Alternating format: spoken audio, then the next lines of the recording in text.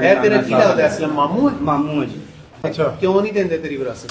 Sir ਜੀ ਇਹ ਟਾਵਾ toll ਕਰੀ ਜਾ ਰਹੇ, ਅੱਜ ਦਿਨੇ ਕੱਲ ਦਿਨੇ। ਕਿਉਂ ਅਸਲਮ ਸਾਹਿਬ ਕਿਉਂ ਨਹੀਂ ਦਿੰਦੇ ਇਹਦਾ ਹਿੱਸਾ? ਅਸੀਂ ਸਰਜੀ ਦਿੰਦੇ ਆ, ਸਾਡਾ ਕੇਸ ਚੱਲਦਾ। ਨਹੀਂ ਨਹੀਂ, ਮੈਂ ਤੁਹਾਨੂੰ ਇਹ ਨਹੀਂ ਪੁੱਛਿਆ। ਇੱਕ ਮਿੰਟ ਤੁਹਾਡੇ ਨਾਂ ਕਿੰਨੀ ਜ਼ਮੀਨ ਹੈ? ਸਾਡੇ ਨਾਲ ਦਾ ਹੁਣ ਇਹਨੇ ਏਦਾਂ ਸਰ ਜੀ 100 ਕਨਾਲ ਮੁਹੰਮਦ ਸ਼ਫੀ ਦੇ ਨਾਮ ਹੈ ਜੀ। ਮੁਹੰਮਦ ਸ਼ਫੀ ਕੌਣ ਹੈ? ਨਾਨਾ ਜੀ ਹੈ ਸਾਡੇ। ਨਹੀਂ ਵਿਰਾਸਤ ਨਹੀਂ ਹੋਈ। ਵਿਰਾਸਤ ਹੋਈ ਹੈ ਸਰ, ਵਿਰਾਸਤ।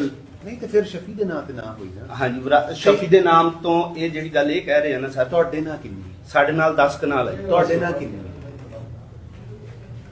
ਸਾਡੇ ਨਾਲ ਇਹਨਾਂ ਦੇ ਨਾਮ 20 ਕਨਾਲ ਹੈ। ਇਹਨਾਂ ਦੇ ਕਬਜ਼ੇ 'ਚ ਕਿੰਨੀ? ਇਹਨਾਂ ਦੇ ਕਬਜ਼ੇ 'ਚ ਹੈ ਜੀ 100 ਕਨਾਲ। ਕਿਉਂ ਭਾਈਆਂ ਦੇ? ਕਿਉਂ ਭਾਈਆਂ ਦੇ? 4 ਭਾਈ। ਨਹੀਂ ਇਹਨਾਂ ਕੋ ਹੋਣੀ 80 ਚਾਹੀਦੀ ਹੈ। ਕਿੰਨੇ ਭੈਣ ਭਾਈ ਸਨ ਤੁਹਾਡੀ ਵਾਲਦਾ? ਇਹ ਸਾਡੀ ਵਾਲਦਾ ਹੋਣੀ ਜੀ 4 ਭਾਈ 2 ਭੈਣਾਂ। 5 ਹਿੱਸੇ। ਹਾਂਜੀ, 20 ਪੰਜ ਹੋਣੇ ਹਿੱਸੇ, ਸਨ। 20 ਹੋਣੇ ਤੇ ਸੀ। 10 ਤੁਹਾਨੂੰ ਮਿਲਣੇ ਨੇ। 10 ਕਿਉਂ ਨਹੀਂ ਦਿੰਦਾ ਬਾਬਾ?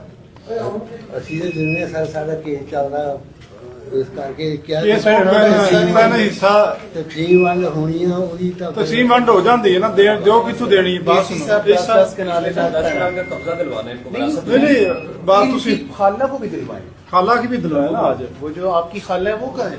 वो चक में है सर। उनको भी बुलाया, दिलवाएं। उनको भी बुलाया, उनका भी दें। और चाचा 10 कितों देनी है जगह? जाके चाचे ने लैके लिजा के ते फैसला करो भी। जी सर। फैसला लैके दो जमीन सारी मुतलका एसएचओ ਨੂੰ डायरेक्शन ਦਿਓ। केड़ा एसएचओ है भाई?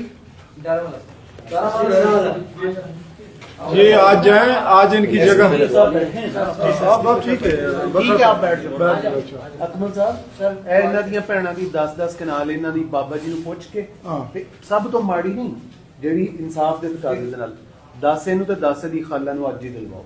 ਠੀਕ ਹੈ। ਇਹ ਨਾ ਠੀਕ ਹੈ, ਜਾਕੇ ਜ਼ਮੀਨ ਦੇ ਦੇਣਾ, ਵਰਨਾ ਇਸ ਕੇਸ ਦੀ ਸਜ਼ਾ 10 ਸਾਲ 10 ਸਾਲ ਹੈ ਜੇ ਤੁਸੀਂ ਇਹਦੇ ਖਿਲਾਫ ਗਏ। ਇਸ ਦੇ ਖਿਲਾਫ ਹੋਈ ਤੇ ਮੈਂ ਤੇ ਇਹਦੇ ਚੱਕਰਾਂ ਵਿੱਚ ਰਵੋ।